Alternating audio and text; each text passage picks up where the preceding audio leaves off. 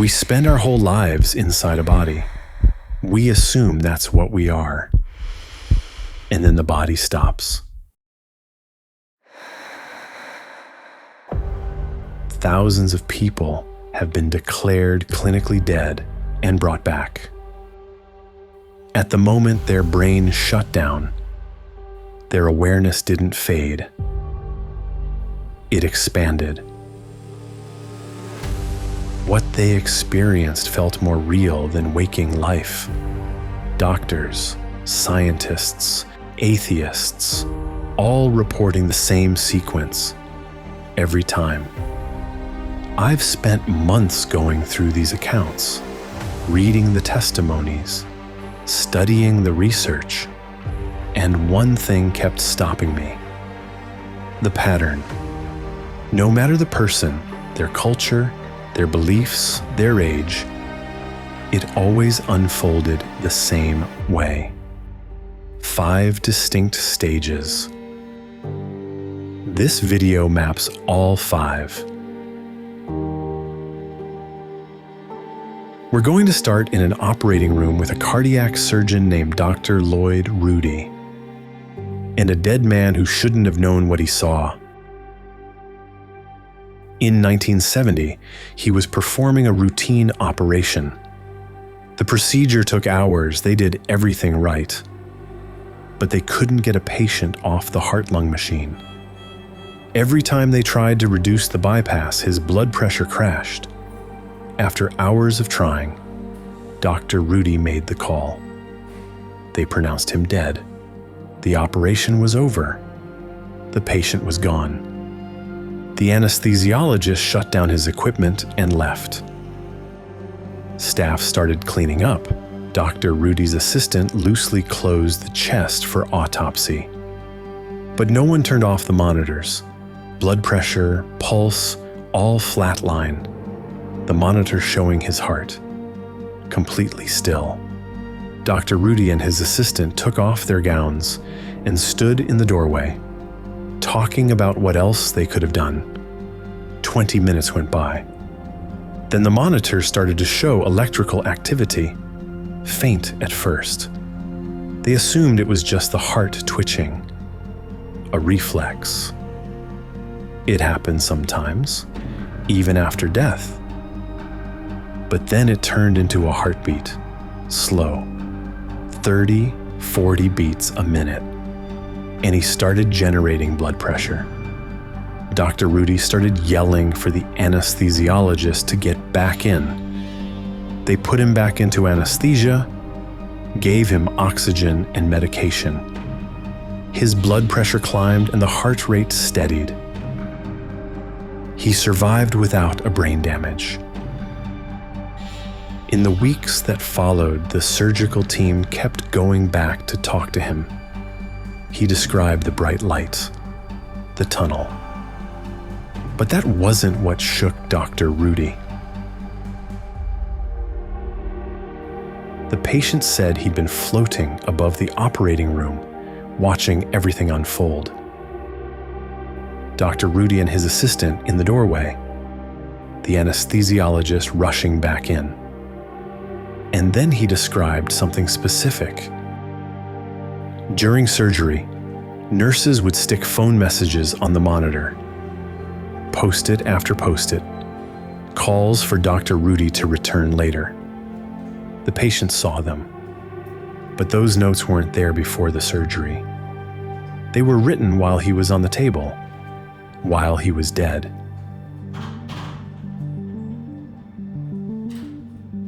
This interview was recorded shortly before Dr. Rudy passed away. Here he is in his own words. He described that. I mean, there's no way he could have described that before the operation because they didn't have any calls. No. Right? And he's sitting on, And he's he's- lying on the, so he must have been floating. He was up there. Yeah. He described the scene, things that there is no way he knew. I mean, he didn't wake up in the operating room and see all this stuff. No. I mean, he was out. Right. And was out for, I don't know, even a day or two. Right. Right. while we recovered him in the intensive care unit. So what does that tell you? What does that tell you? Was that his soul up there? There are thousands of cases like this. The skeptic's answer is simple. The dying brain hallucinates. Maybe. But why do we all hallucinate the same thing? Different cultures, different centuries, and yet the same experience. Even people who should have had completely different experiences. Some had never seen anything in their lives. Others had never learned what death was supposed to look like. Vicky Umipeg was blind from birth, never saw anything in her life. After a deadly traffic accident in 1973, she was clinically dead for 4 minutes. When they revived her, she described watching them work on her body. The room, conversations between staff, medical equipment, the moment they cut her hair. But what caught the attention of psychologist Sharon Cooper, who specializes in near-death experiences of the blind, was how she described her wedding ring. She'd worn it for years, knew every detail by touch, but she'd never seen it.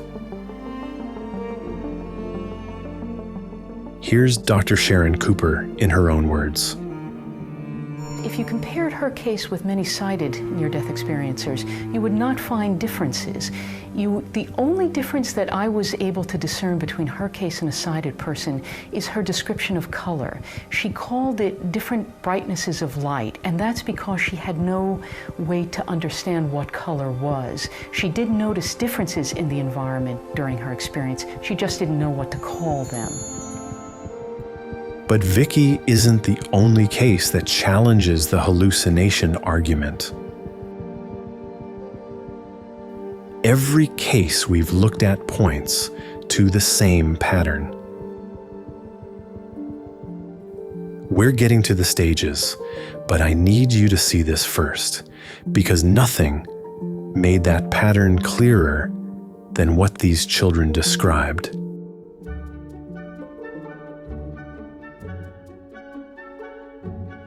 Dr. Melvin Morse, a pediatrician at Seattle Children's Hospital, spent years studying near-death experiences in children.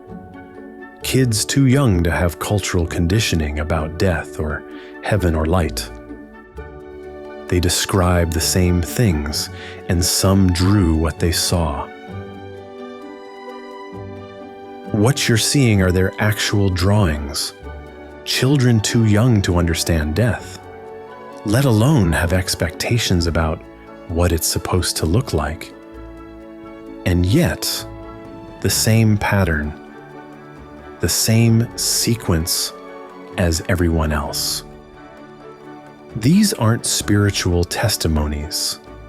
These are documented cases, thousands of them across decades from hospitals around the world. I went through case after case, looking for what was consistent, what kept showing up regardless of who the person was, where they came from, or what they believed. What you're about to hear comes from those accounts. People who died and came back. The first stage begins with separation. The change is sudden. Pain fades, tension drops. A strange calm appears. Then, confusion. Something's different. You're not where you were. You notice a body below you. At first, it doesn't register, then it clicks. That's mine. But it doesn't feel like you anymore. The body is over there, and you, the sense of I, you're still here, floating, watching. And then you notice how you're seeing. Everything is clearer, more precise, like spending your whole life watching a fuzzy television, then suddenly seeing in high definition. Colors grow vivid, edges sharpen. You're taking in the entire room at once, no blind spots, no fixed point of view. Everything present at the same time. You're not panicked. You're watching, calm, fully aware. Movement feels effortless. Weight and gravity don't apply anymore. Then the room starts to fade. The edges go dark, and you feel a gentle pull, like an invitation, a current. You're being drawn somewhere, like a helium balloon released from a hand. It doesn't struggle to rise, it just does.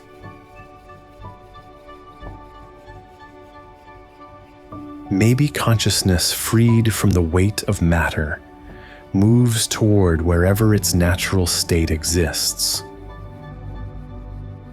towards something it recognizes, toward home.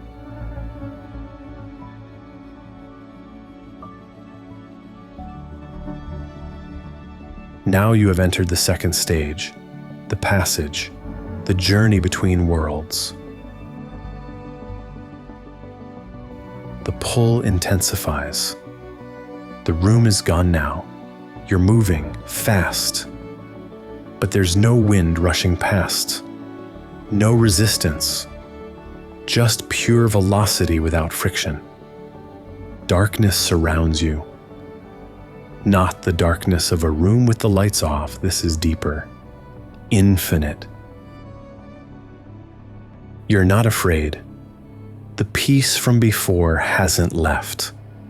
If anything, it's growing. Then you see it. Ahead, in the distance, a point of radiance. You move toward it.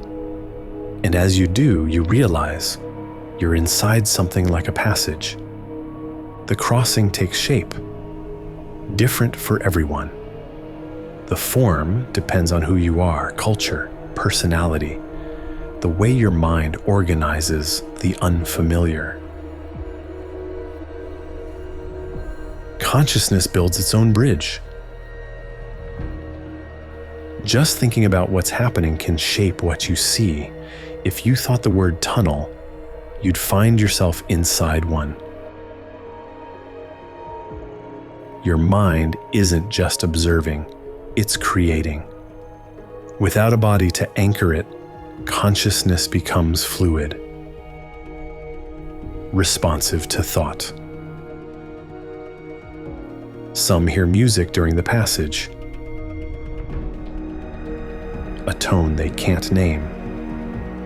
Others hear nothing, but a silence that feels full, not empty. As you move, the light ahead grows. What started as a pinprick expands, brighter, closer. And the closer you get, the more you see. It's not a single point. It's millions of fragments pulsing, interacting like a school of fish. Alive. The source is alive. And you can feel it. Love pours from it. A love so intense it feels like it might burst you open. The light fills everything now. So vast you feel like you might dissolve into it. And then you're through. You're not alone anymore.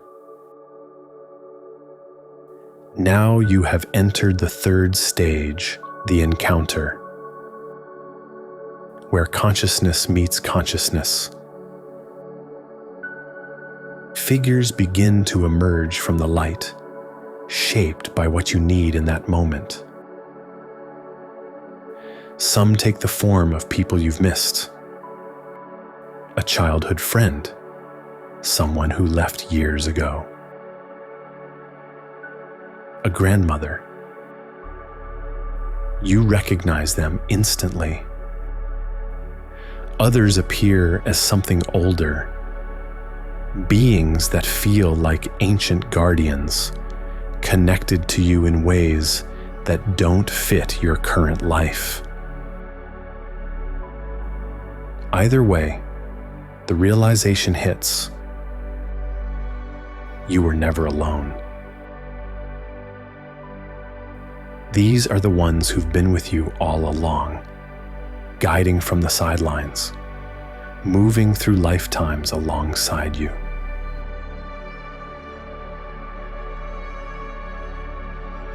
They don't look the way they did when they died. No illness, no age, just them, whole, radiant, unmistakable. Where do they come from? Some believe consciousness doesn't end, it expands, merges into something larger. But when someone you love needs to see you, you can still step forward, become yourself again. The surroundings shift too. The raw light softens.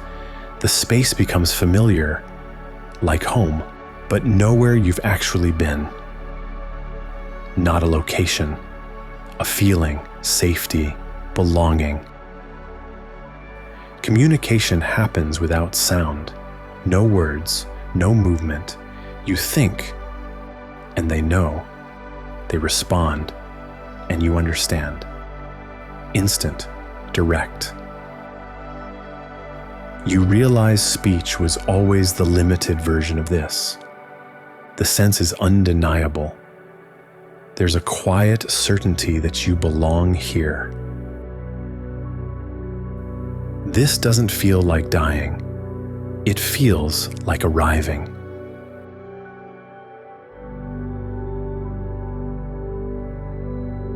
The presence around you is steady, but the energy changes. A shared realization forms.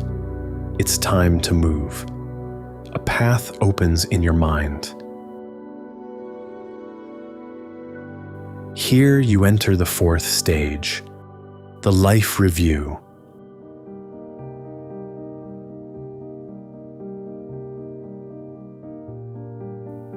Your life starts playing. Not like watching a movie.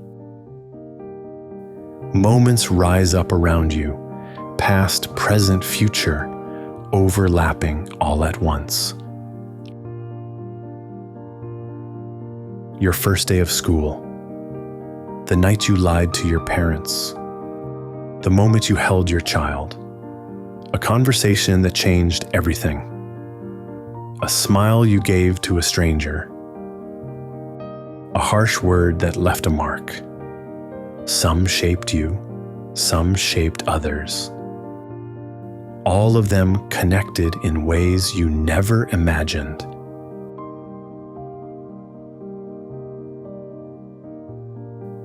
And you're not just watching, you're feeling it from every side.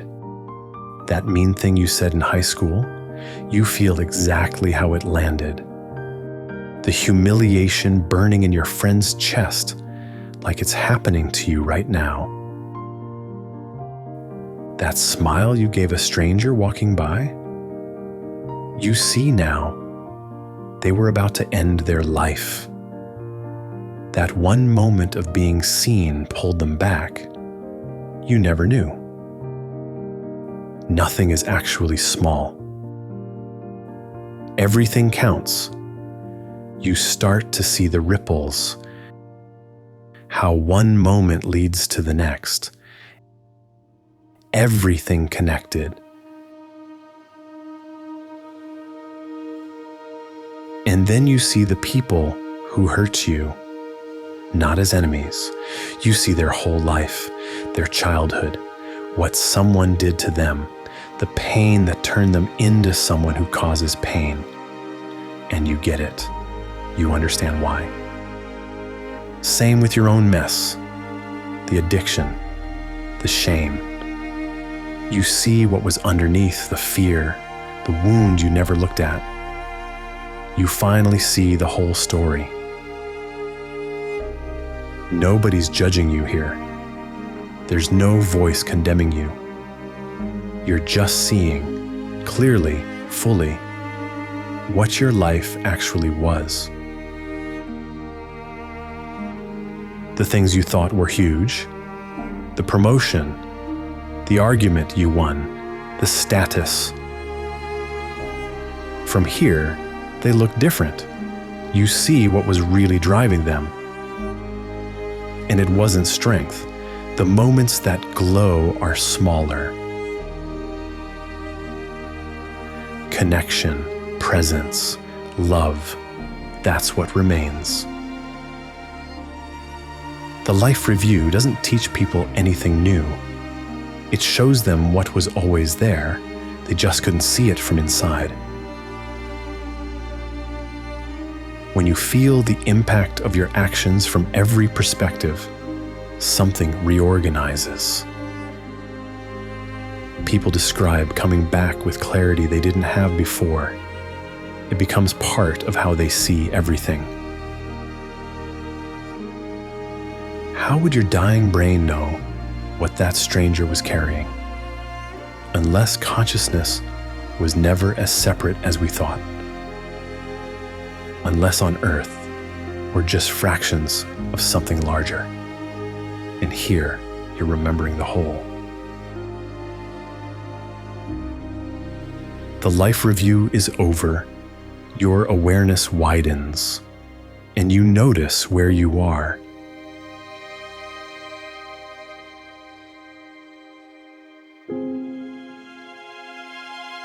You have entered the fifth stage, the boundary. The point of no return. This isn't a dream. It's clearer than everyday life.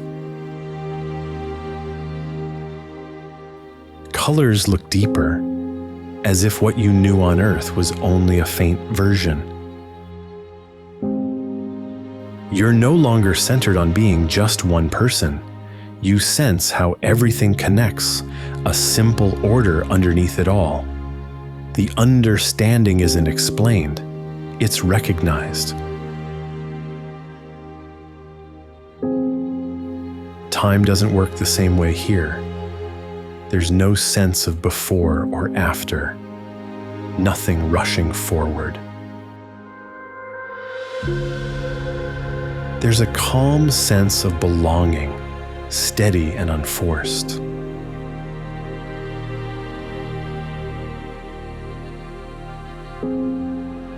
Then you become aware of an edge. It doesn't always look the same. Some see a river, others a gate or a line. Sometimes there's no image at all, only certainty. You know crossing it means not coming back. You don't want to leave. The peace here feels stronger than anything from life before.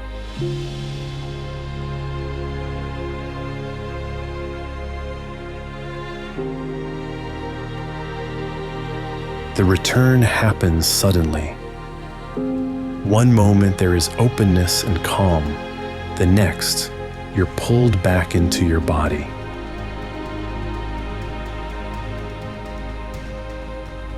It feels heavy and cold, like putting on wet clothes. Pain and sensation rush back. Gravity returns. Your awareness narrows again.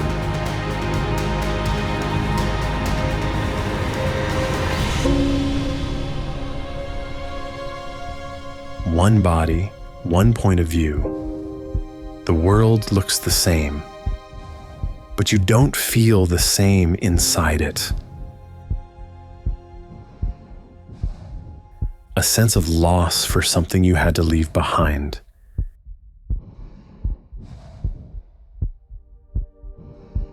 How people return varies. Some are pulled back by medical teams, the physical world reclaiming them. Why some return and others don't? That question has no answer. These accounts only come from people who came back. What lies beyond the boundary, for those who cross it, remains unknown.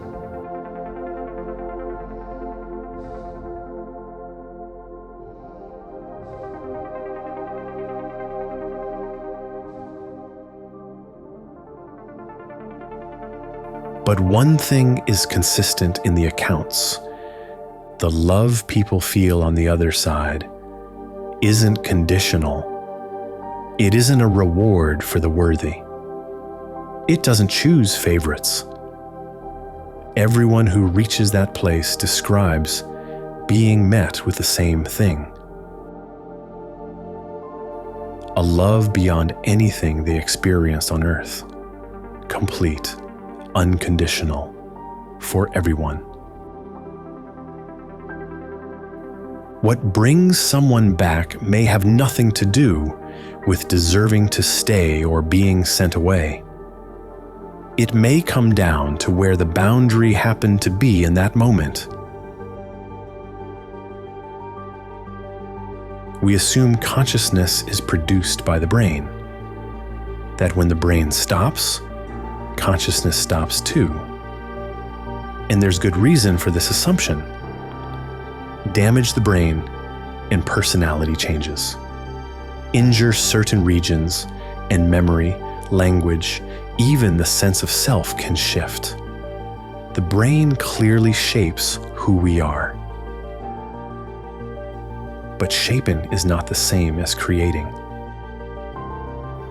A radio shapes the music you hear, adjust the tuner, damage the speaker, and the sound distorts. That doesn't mean the radio is composing the symphony. What we've observed is that the brain affects consciousness. What we haven't observed is the mechanism by which it creates it, how neurons become experience.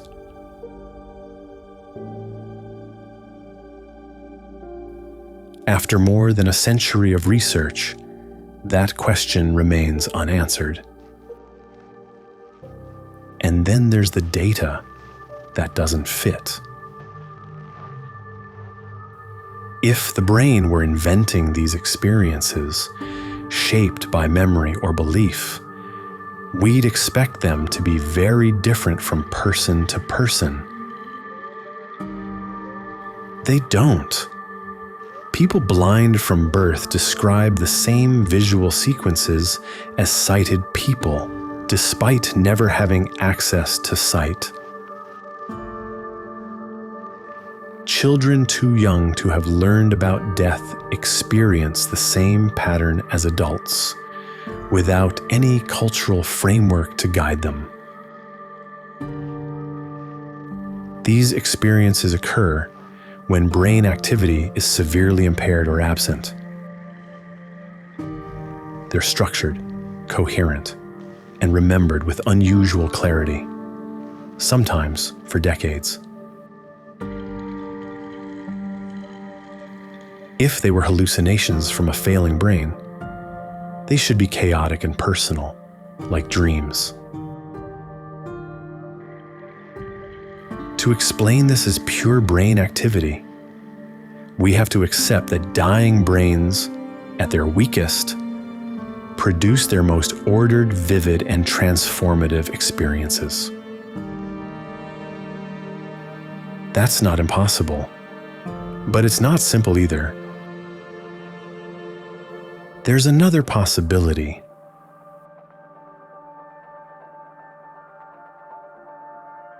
What if the brain doesn't create consciousness? What if it filters it, narrows it, focuses a wider awareness down to a single point of view?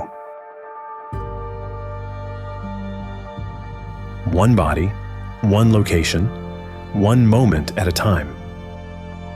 A reduction useful for survival. We can't say with certainty which model is correct, but one thing is undeniable. Across thousands of accounts, spanning cultures and centuries, the pattern holds. 5 stages, the same sequence. Whatever happens at the moment we die, it's real to those who experience it. It's consistent, it's profound. And it suggests that consciousness, the very thing that makes us us, and is looking at this screen right now, might be far more mysterious and magnificent than we ever imagined.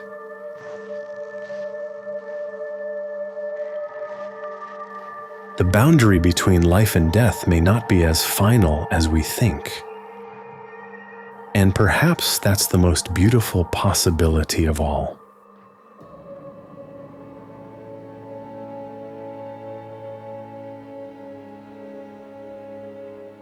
Before we close, if this video opened something up for you, click the join button below and become a channel member.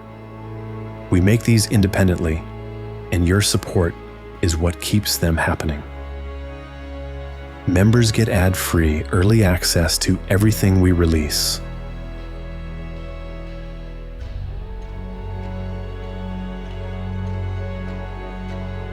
Five stages, the same sequence, every time. First, separation. The moment awareness lifts from the body, clearer and more present than it ever was inside it.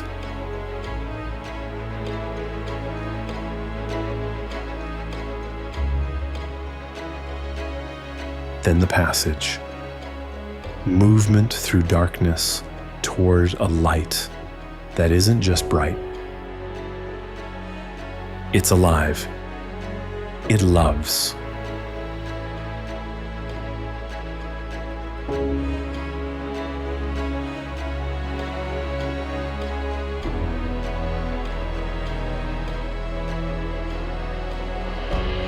Then the encounter, the people you lost, whole again, and the quiet realization that you were never alone.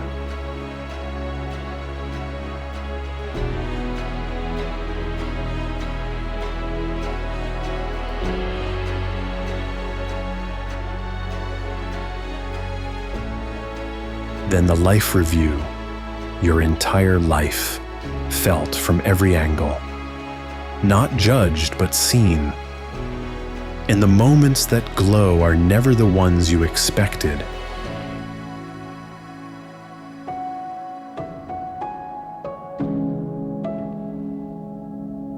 And finally, the boundary, an edge you cannot cross and return from.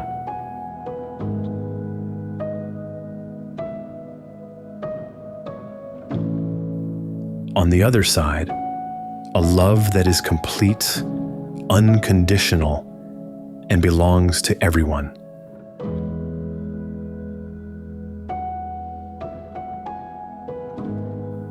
What if we are not a body that developed awareness, but awareness that temporarily borrowed a body?